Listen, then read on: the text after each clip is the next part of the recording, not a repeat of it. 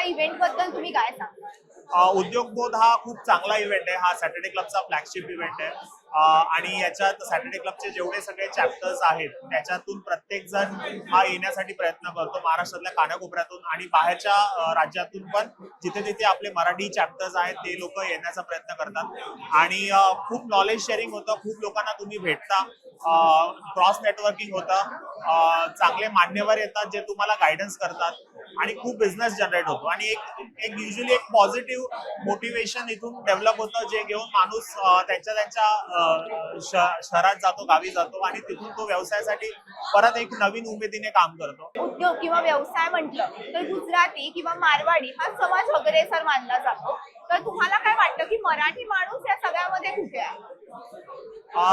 मराठी माणूस, मला जर विचाराल तर माझं आता असं ओपिनियन आहे की मराठी माणूस हा आता खूप फास्ट पेसने पुढे चाललेला आहे.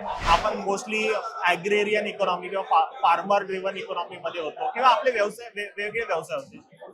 तर आता मला वाटतं मराठी माणसाने भरपूर प्रगती केली आहे आणि यू वुड बी सरप्राईज की पुढच्या 50 वर्षामध्ये मराठी माणूस, मराठी उद्योजक हा सिग्निफिकंट असेल. जे टॉप 50 मराठी उद्योजक असतील त्याच्यामध्ये. मला असं वाटतं का की मराठी माणसाने एखादा व्यवसाय चालू केला तर दुसरा मराठी माणूस त्याचे पाय खेचतो किंवा त्याला पुढे जाऊ देत नाही? पाय खेचतो असं मी नाही बोलणार. मुळात आपल्यामध्ये थोडं अज्ञान आहे मराठी उद्योजकतेबद्दल.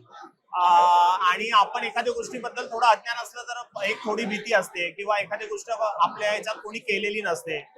त्याच्यामुळे माणूस थोडे घाबरतात आणि थोडा व्यक्ती घाबरल्यामुळे त्याचा नॅचरल रिस्पॉन्स असतो की तो त्याच्यापासून थोडा लांब राहतो किंवा त्याला थोडा हेल्प करत नाही किंवा अवेअरनेसचा फॅक्टर असतो. तर पण हे असं नाहीये ऑनेस्टली. मला तर असं कोण करताना दिसत नाहीये. आता इथे आपण 1000 उद्योजक आलोय आणि सगळे एक दुसऱ्याला रेफरन्सेस देत आहेत. सर तुमच्या बिझनेस बद्दल आम्हाला थोडी माहिती. तर माझा बिझनेस हा एकदम युनिक आहे. मी IPO गुरुकुलचा फाउंडर आहे.